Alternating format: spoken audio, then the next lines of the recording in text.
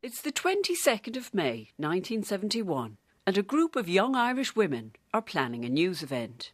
A very easy story for the international media to do: woman, sex, Catholic Church, Catholic State. It was what they call a sexy story.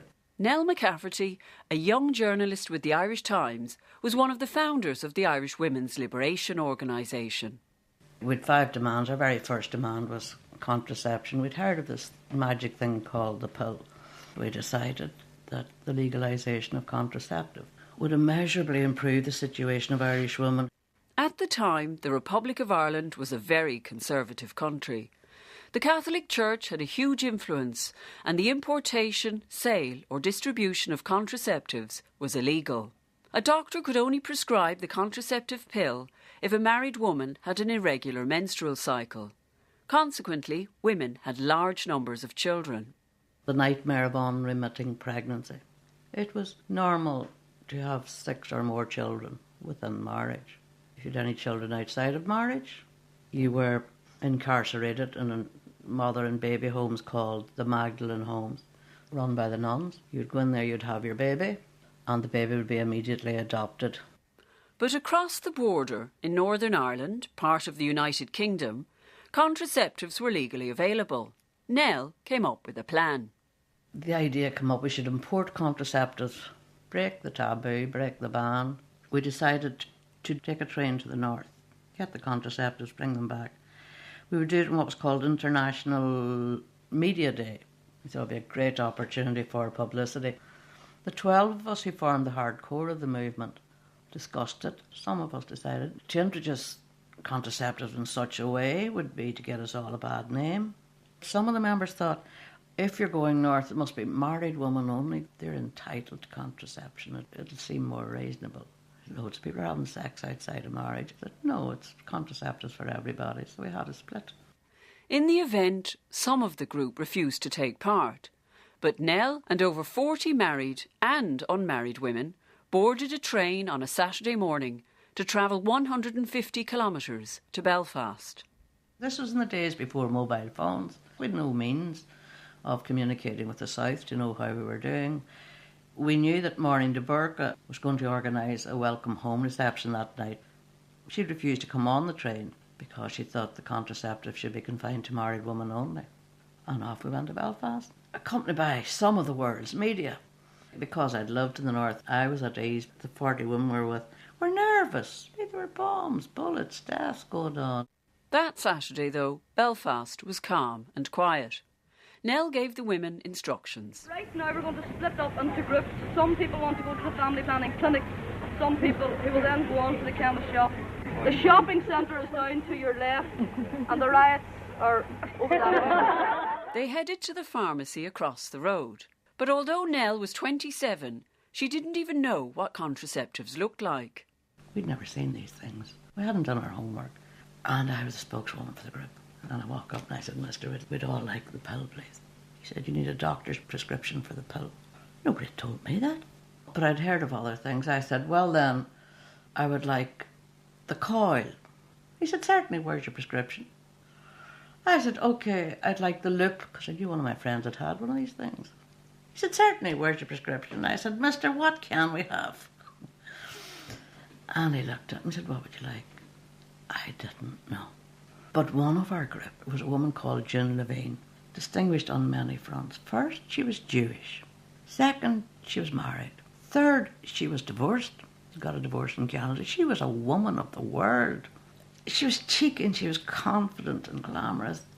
And I turned around and I said, June, are you there? Come on over here. And June stepped forward and crisply gave instructions to the man on what we needed. Contraceptive jelly, condoms. And then I realised the customs men haven't seen a contraceptive. And I ordered hundreds of packets of aspirin with the intention that we'd strip the aspirin out of the packets, put them into brown paper bags, say to the customs men, these are our contraceptive pills and you're not getting them. Loaded up with condoms and pills, the group prepared to return home. They hoped that the customs officers at the station in Dublin would then confront them and that the confrontation would make the headlines. We prepared to this extent. We drew up statements to hand out to whoever might come forward to arrest us.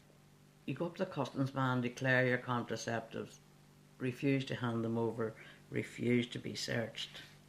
We knew we faced jail, and when we got across the border, we're beginning to panic a little bit. Will we hold our jobs? It's one thing being a radical journalist, another thing breaking the law and being arrested and carried off to jail. Some of them were slightly apprehensive. What will their husbands say? A lot of us worried about what our mothers would say. I felt that northern papers wouldn't report what's happening in the south, so my mother would never read about me. I'd forgotten there'd be northern television. And then I realised it's not that we're afraid of what our mothers will say. What we're afraid of is what will our fathers say to our mothers. How will they take it out on them? It was never your mother you were afraid of. It's how your father might punish her. The train arrived back in Dublin. By now our hearts are thumping, because who wants to go to jail? And we get out of the train, and there was about 5 or 6 customs men standing, waiting for people to declare their contraband. They didn't even say anything to declare. They weren't going to do anything. We could have walked past, but we didn't. We stood in front of them. Maureen Johnson, again one of the founder group, and Maureen steps up and said, I have here contraceptive jelly for my belly. And he said, you're not getting it. And the rest of us, it's just our aspirin. These are our contraceptive pills, you're not getting them. 3 packets of Durex. I'm handing these over under protest as infringement on my constitutional right. I refuse to give it to you. I have a right to keep it. I bought it and it's mine. Suddenly we heard these great joyful calls about 30 yards way up the platform. The supporters, there's about 1,000, maybe more. And they're all shouting, let them go, set them free. And they were singing, we shall overcome. We threw the condoms over the heads of the customs officer to the crowds. We swept up the platform, tossing the aspirin in their little bags over the barriers. Encouraged by the reception they had received, Nell led the crowd to the nearest police station. And I addressed all the women, and indeed there was many men there too, our supporters. And I waved my contraband and said, here we are, the law is obsolete, we have broken it, the police should come out and arrest us. Come on out and arrest us, I said, come out and play it. They would not come near us. I was kind of relieved, because I got to look heroic without being arrested. The actions of the women were condemned by some priests in churches the next day, and it was brought up in the Irish Parliament the following Monday. People's minds changed. It was like flipping an electric switch. Once it goes on and that light goes on in your head, it never goes off again. The people, on the whole, said, this is a good idea, this pill. Men thought, God, this means you can have sex without nightmares. Women thought, thank God, no more babies, no more Magdalene homes. We won't have 6, 7, 8, 9 children. We changed the world. We were the start of the biggest revolution of Ireland, separating church and state. But it wasn't until 9 years later, in 1980, that the law was changed to allow the sale of contraceptives, and only with a medical prescription. In 1985, the sale of condoms was permitted without a prescription.